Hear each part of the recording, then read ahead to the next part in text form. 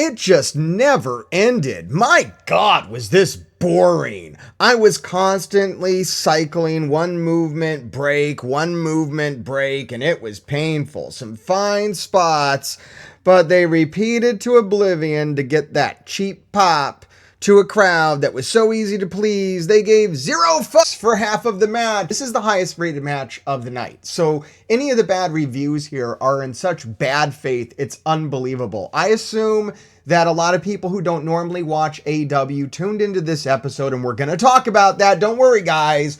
We are going to talk about that.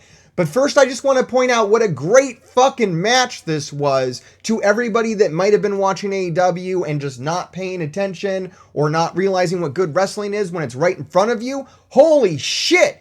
Edge was out here acting like a fucking luchador, doing spots that I've never seen Edge do. It was amazing. This is the kind of stuff you want to see from Adam Copeland in AEW, really expanding his repertoire, going back to old moves that he used to do when he was younger. The bump that Penta took on the apron, fucking shit. This match was incredible. God, this was fucking boring and a bad return match for me. Edge was gassed 3 minutes in, and then they proceeded to do a 20-minute heatless match. Penta was on top for most of it, with the most boring and lame offense I've ever seen in a while. Some decent moves towards the end, but it was a little too late. A lot of dead air in here between the spots. What the fuck match was this guy watching? Penta was absolutely on fucking fire in this match. A lot of people I saw, in the comments on the internet were thinking that Penta had a real shot to win the title here, and that's what was great about this. Kind of knew Adam was going to retain this, and I hope he keeps putting on bangers like this. This reminds me of Orange Cassidy's run at the start, where he would just come out, open the show, put on a fucking banger match, and just blow the crowd away to set the tone for the show. I absolutely love this match. I thought it was great. It was cool. I like the coordinated outfits between Penta and Adam with the blue and the red. I really like it when wrestlers kind of coordinate their looks. Like, you can kind of tell they're like, I'm going to wear the blue, you're going to wear the red. We're going to look really good on TV. I think that's awesome. I gotta say, I really liked what went down after the match as well between Adam and the House of Black, with Julia Hart coming out, with Willow Nightingale coming out, Brody King. Thought that was all really cool leading up to the pay-per-view. Once again, I gotta ask, guys, did you notice the really cool in-ring storytelling that AEW has? I really like this stuff. I really prefer this to the 20-minute promos. This is what I like about AEW, is when they let stuff play out in the ring and we get our storytelling live in front of a big studio audience. I know people like to talk about ticket sales in AEW and how things are on the decline, but look, there's still thousands of people there in a big arena and they're doing it live. And it's not, beating me over the head with exposition. They're sprinkling in things on commentary that are going on with like the Black Mist and Julia Hart. I don't know. That's what I like, guys. Maybe I'm an idiot. Before I talk about the full segment, and I really feel like people are not talking about the full segment. They are really hung up over this whole business. I want to ask, did you notice that during this whole incident, Tony Khan is like 2 feet away and at any point could have stood up and stopped this whole thing from happening as the owner of the company, right?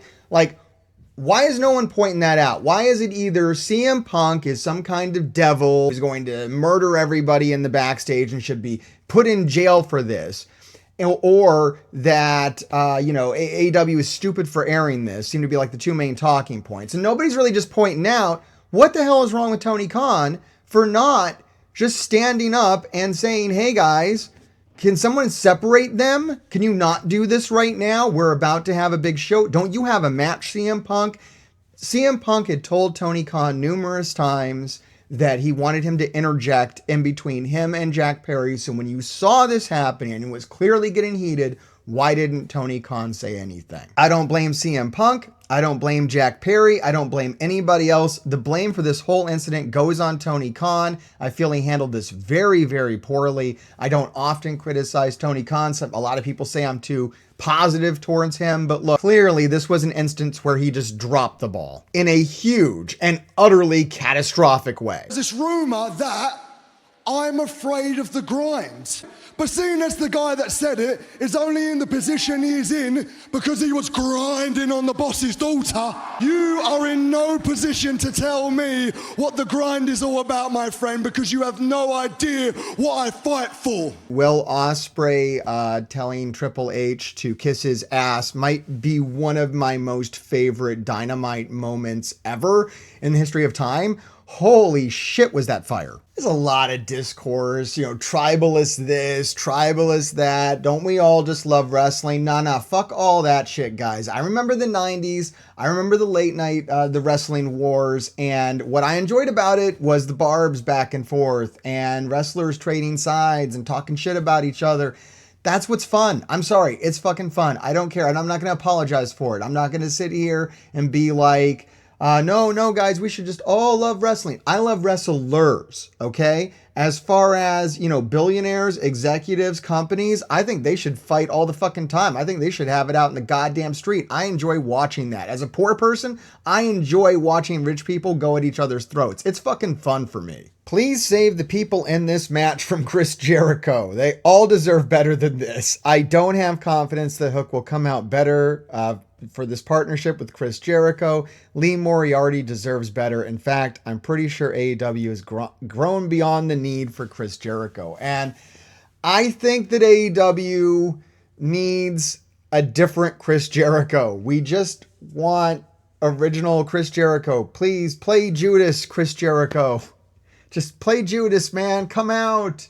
Give a good promo about how great AEW is. That's what everybody else is doing. Everybody else on the show is cutting these great promos about how great AEW is. Come out, play Judas, talk up AEW, talk up some new talent, and just put people over, man. Just put people over. Basic 3 versus 3, that would be fine, but of course they got to have Jericho on it. Seeing Shibata doing this stuff or Hook being wasted is just so dumb. The match itself was beyond mindless. The most nothing wrestling has ever been on AEW, to be honest. Get Jericho off my screen. And I've been defending Jericho a lot on this channel because his matches have been really good, but this match was crap. There's no other way around it. There really wasn't much to it. This angle, it became all about Jericho, which is a damn shame because this match really should have been all about a Go-Go, who does not get to do as much here as I would have liked to have seen him done for this being his big comeback match. We haven't seen a Go-Go in years.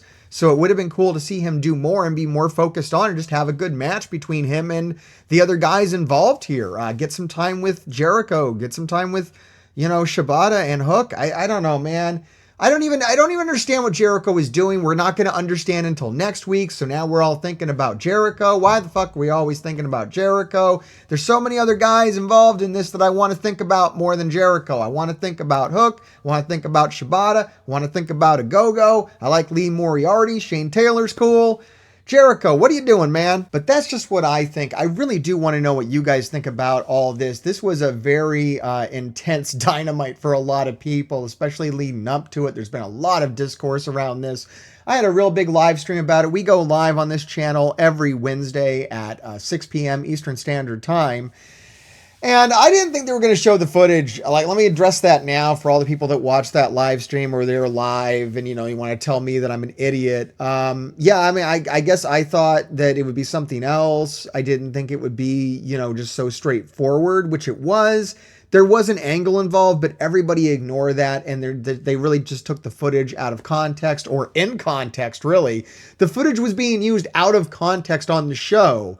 But now the footage is out there and being used in context to talk about something that is really a dead horse. It's already been beaten and done. It's already over. CM Punk has left the company. He's not coming back. It is confusing. I don't know why AEW wants to elicit CM Punk chants at Dynasty, which is all you seem to be doing. All you're going to get at Dynasty are people chanting CM Punk when they should be chanting FTR. I mean, I don't know. Maybe FTR are going to be over enough if they move on from the CM Punk thing for the rest of this build. But I don't know. Maybe FTR comes out wearing CM Punk gear. I don't know how far they want to push it, I thought ultimately the spot was funny, though. At the end of the day, I think what I was saying, the gist of what I was saying is it's probably not going to be this horribly dramatic thing, which it really wasn't. They were kind of taking the piss out of it. From what I've heard is that there is actually more footage. If a lot of people are criticizing the footage, or I mean, I was criticizing the footage saying, well, Tony Khan's life doesn't look in danger in that. Apparently there's more footage. I don't know why we're opening the door to that unless we're going to show that as well. But yeah, apparently CM Punk was really on bad behavior that day. I mean, big surprise. He got fired from the company over it. And he seems to be happier for it, which is great. Don't get me wrong. I'm a big CM Punk fan. I think CM Punk is fantastic. I think AEW is fantastic. I think this is absolutely a failing of Tony Khan here. And I don't think that Tony Khan was an idiot for showing this footage. I think it needed to get out one way or another. May as well be as a part of this build to a pay-per-view. Something that the Young Bucks and FTR, I'm sure, clearly agreed upon. I think it caused some distress backstage. That's a real bummer. All right, enough pontificating from me. I'm just an idiot on the internet. What the hell does it matter what I think about it? But like I said, I want to know what you think down below. And make sure you check out some other videos on this channel because we do like to have a lot of fun around here. And grave diggers, keep digging. He is I and I am him, and I'm the undisputed trend, Matt Taven. And this dork behind the camera, some Melvin told me to say, grave diggers keep on digging. Whatever that means.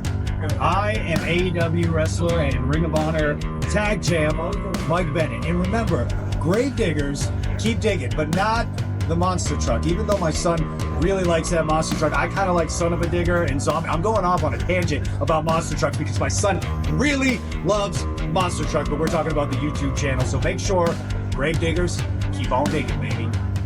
So this is Mark doing one happy private party, saying what up to the grave diggers and doing your thing, bro. Alright, like, subscribe, and watch another video, or be cursed. If you're cursed, that means the grave diggers will keep digging your graves. So, you probably want to do it.